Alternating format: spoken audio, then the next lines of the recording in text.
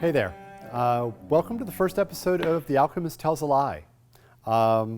Before I get into what you're here for, which is the basics, the overview of how to make chocolate from beans into chocolate, I actually kind of want to explain that title, that I'm going to lie to you.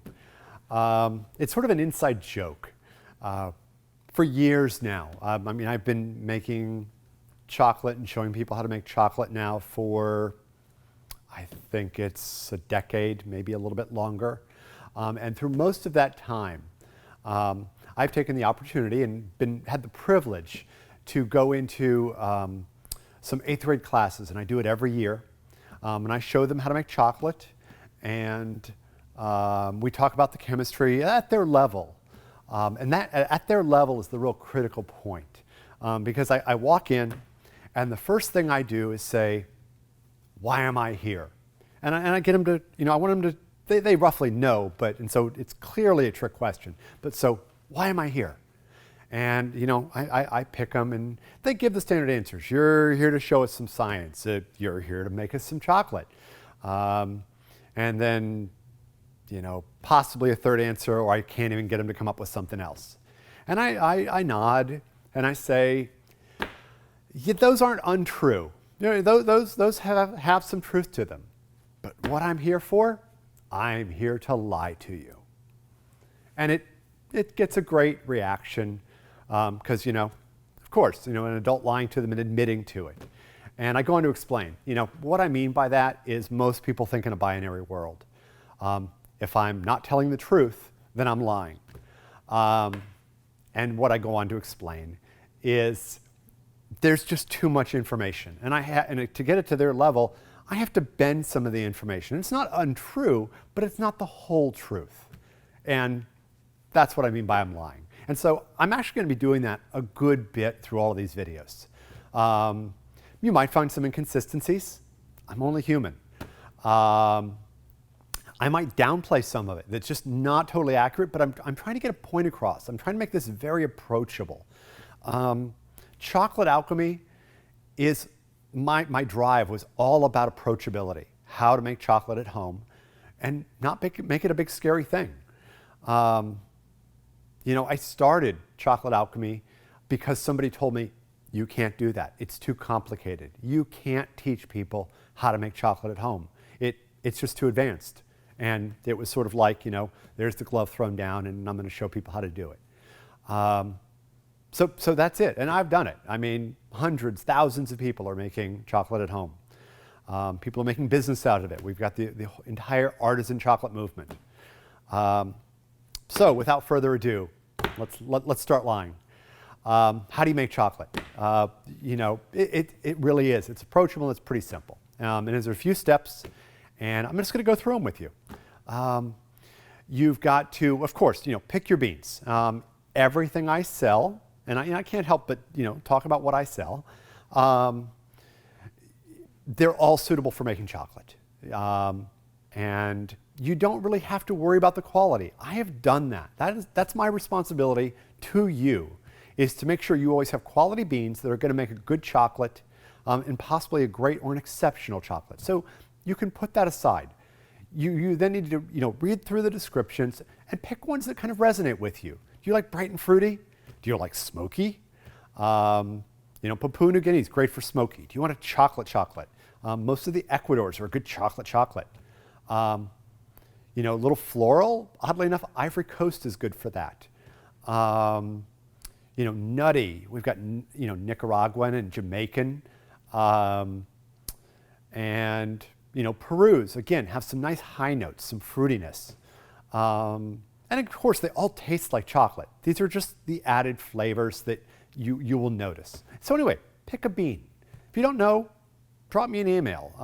My email is alchemist@chocolatealchemy.com.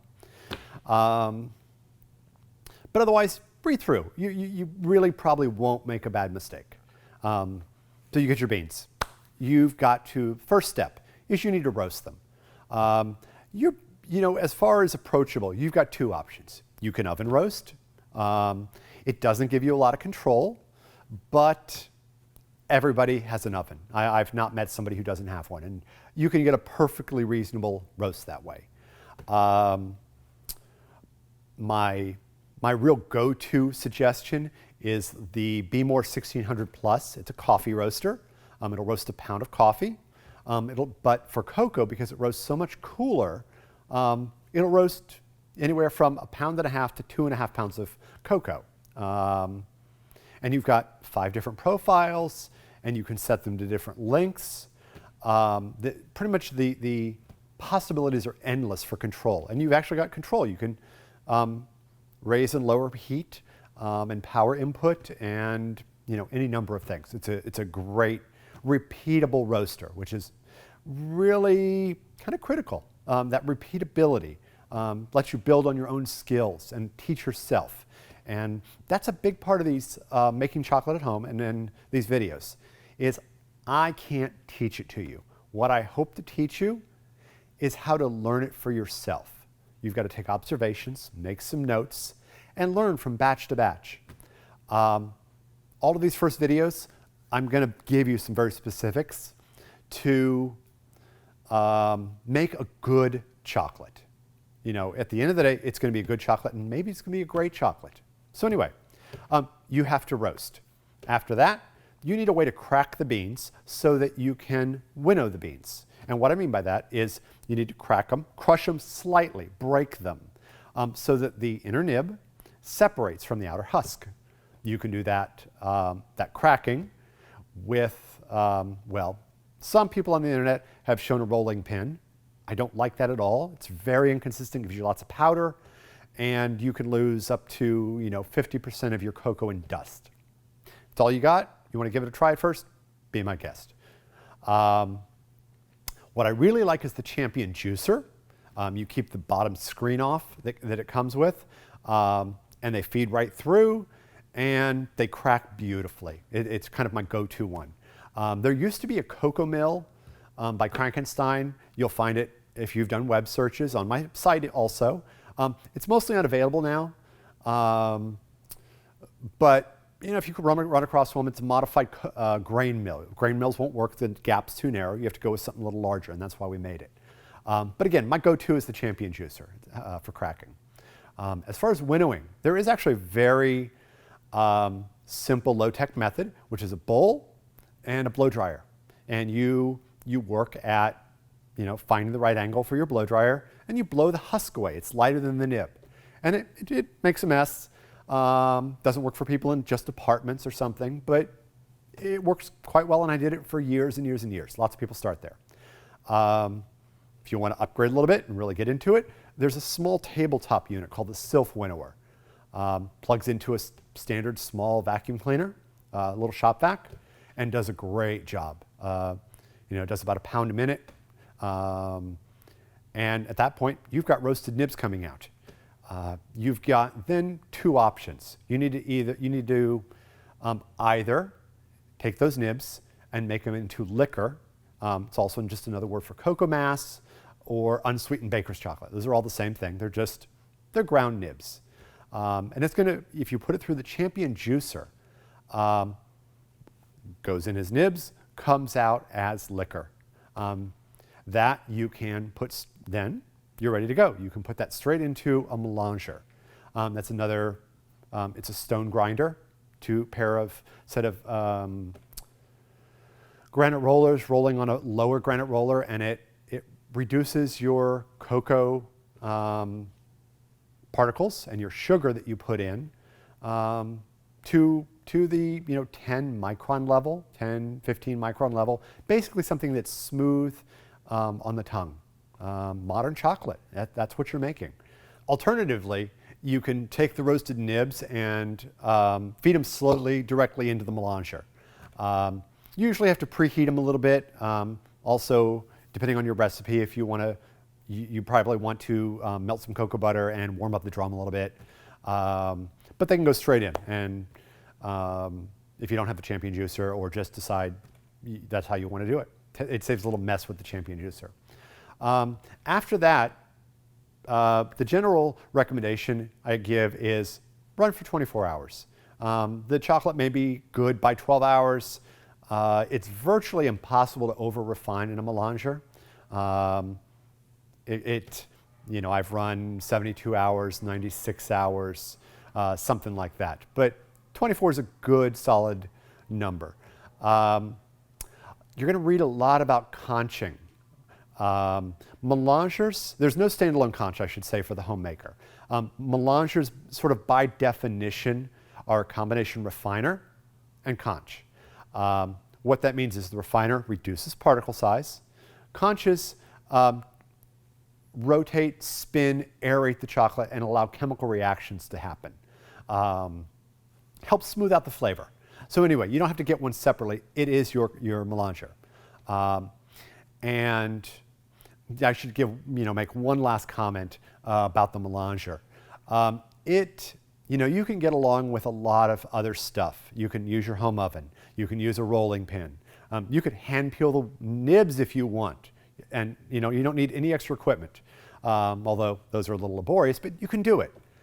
The melanger is critical. You can't make modern chocolate at home with anything else. No other piece of equipment will do it. No food processor, no Vitamix, nothing. It won't get the sugar particles fine enough. I've tried dozens of things. They've all failed. If you think you've got one, read my site first. See if I've tried it before. I'd love for something to have something else, but at this date,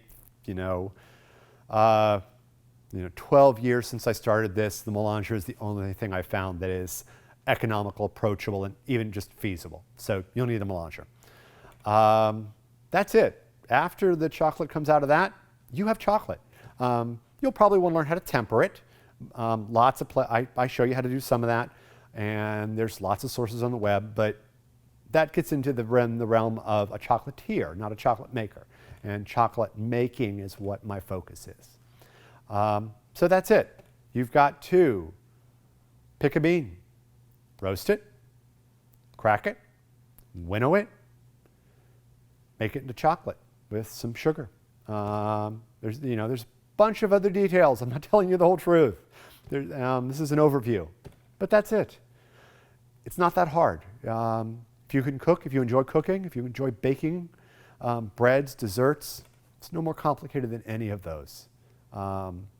And it's wonderful. The flavors you're going to find, as someone just told me the other day, they tasted some chocolate we were doing for this video, and they were like, wow, I've never had chocolate before. This is fantastic. And I've seen that reaction over and over. It's what got me into it. I tasted some fresh homemade chocolate that was kind of coarse. It was from Mexico, but it had such a liveliness. And I was blown away, and I wanted to do it. And that's what started me on this. I wanted to help other people get blown away by these flavors. They're just wonderful. So thanks for watching.